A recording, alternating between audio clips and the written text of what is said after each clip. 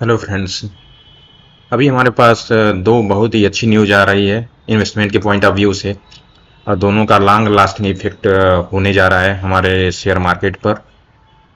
तो हम one by one जाते हैं सारे डिटेल्स में, और लाइन बाय लाइन उन रिपोर्ट्स को गो थ्रू करते हैं।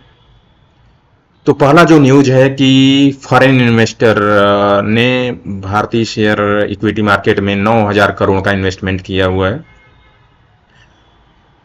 अगर आप देखें हेडिंग यहाँ पर, अब इसमें लाइन बाय लाइन पढ़कर उसको डिटेल में जानते हैं कि एग्जैक्टली उसमें लिखा क्या गया है, उसमें बोला क्या गया है।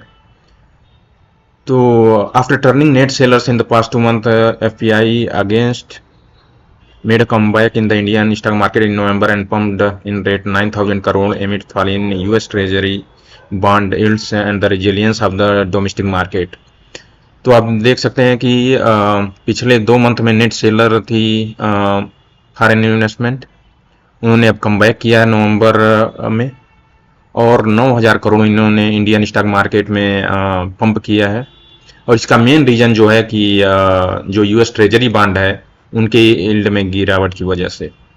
नेक्स्ट पैराग्राफ हम पढ़ते हैं।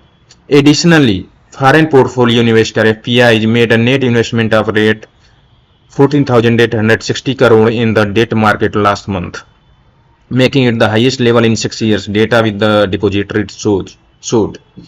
तो यहाँ पर डिपोजिटरी के पास जो डेटा है उसके बेसिस पर ये एक नया कैलकुलेशन भी, एक एडेड कैलकुलेशन भी आया हुआ है, जो ऊपर 9,000 करोड़ उन्होंने नवंबर में इन्फ्यूज किया हुआ है, उससे एडिशनल 14,860 करोड़ इन डेट मार्केट में इन्होंने डाला लास्ट मंथ में, जो कि हाईएस्ट है पिछले 6 ईयर का। नेक्स्ट पैराग्राफ में हम देखते हैं, going forward FPI response will be crucially determined by the market trend which in turn will be influenced by the state election result, V K Vijay Kumar chief investment strategist and Geojit financial services said. और आगे आने वाले time में stock market का trend क्या होगा, ये जो स्टेट इलेक्शन रिजल्ट आने वाले हैं, जैसे कि राजस्थान में, एमपी में, छत्तीसगढ़ में, तेलंगाना में, उसके रुख पर डिपेंड करता है। तो यहाँ पर हम देख सकते हैं कि 3 स्टेट में बीजेपी जीत गई है, एमपी, छत्तीसगढ़ और राजस्थान, और तेलंगाना में कांग्रेस मेजॉरिटी में आई है। तो लेट्स सी तेलंगाना में किसकी सरकार बनती है, पर हाँ इन 3 स्टेट राजस्थान, मध्य प्रदेश और छत्तीसगढ़ में तो बीजेपी की सरकार बनती है। तो ये भी स्टॉक मार्केट के ट्रेंड को आने वाले टाइम में डिसाइड करेगा, क्योंकि इन्वेस्टमेंट तभी आता है जब स्टेबल सरकार बनती है। अगले पैराग्राफ में देखें, if the state election result turn out to be favourable for the ruling dispensation, the market will stage a rally and overseas investors are unlikely to miss that rally by big selling, he added. तो जैसा कि मैंने कहा कि अगर जो ruling dispensation चल रही है ये फेवरेबल हुई, इलेक्शन रिजल्ट उनके फेवर में आया, तो मार्केट डिमॉन्स्ट्रेट करेगी एक बिग रैली, और कोई भी फॉरेन इन्वेस्टर उसको मिस नहीं करना चाहेगा। अब आते हैं नेक्स्ट पैराग्राफ पर। According to the data, FPI made a net investment of rate 9,000 crore in Indian equities in November. This came after FPI dumped Indian equities worth rate 24,548 crore in October and rate 14,767 crore इन सितंबर। जैसा कि ऊपर हम लोगों ने already discuss किया, इन्होंने जो 9,000 करोड़ का इक्विटी इन्वेस्टमेंट किया है, इससे पहले इन्होंने लगातार 24,548 करोड़ अक्टूबर में और 14,767 करोड़ सितंबर में डंप किया था फॉरेन इन्वेस्टर ने। Next paragraph, before the outflow FPI we are incessantly buying Indian equities in the last 6 months from March to August and bought in rate 1.74 lakh crore during the period। ये paragraph में कहा गया है कि FPI जो है वो लगातार इंडियन इक्विटी से पिछले 6 मंथ से फ्रॉम मार्च टू अगस्त और 1.7 लाख करोड़ की खरीदारी की है।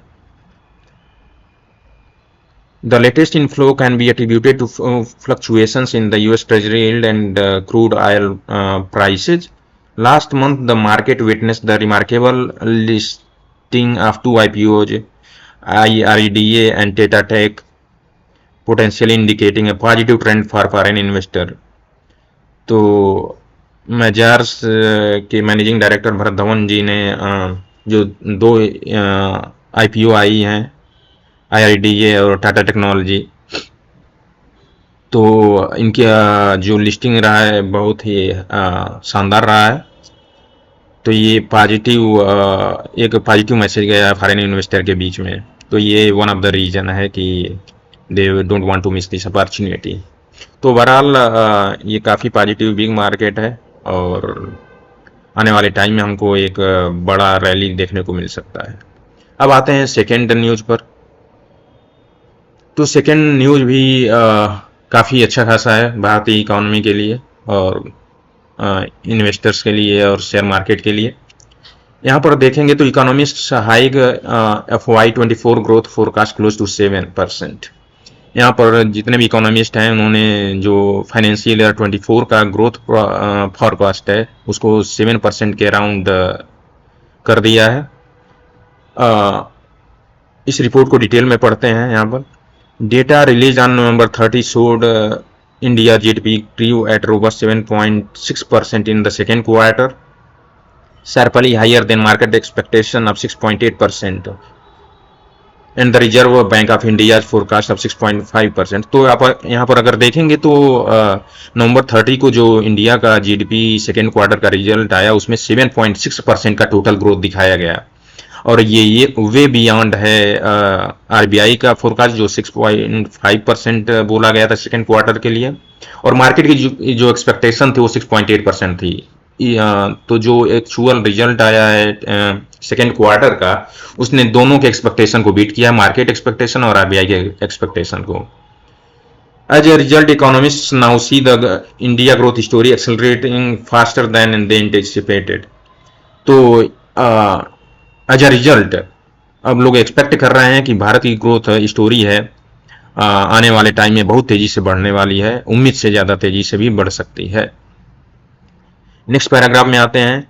Owing to the robust July सितंबर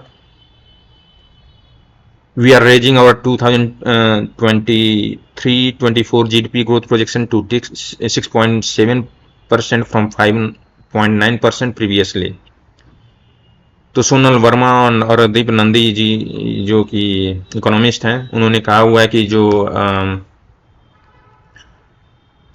हमारे पास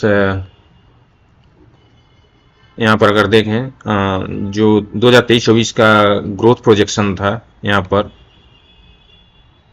ये 6.7% हो सकता है जो कि पहले 5.9% फोरकास्ट किया गया था।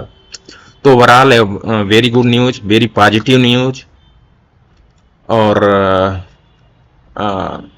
ये भारतीय शेयर मार्केट के लिए आने वाले 10 साल में जैसा कि पहले ही बोल चुका हूँ कि that are going to be game changer. ठीक है, तो जैसे ही कोई नया अपडेट आता है एज यूजुअल हम लोग मिलते रहेंगे और न्यू इन्फॉर्मेशन से आपको अपडेट करते रहेंगे। Thank you for being with us. Thank you everyone.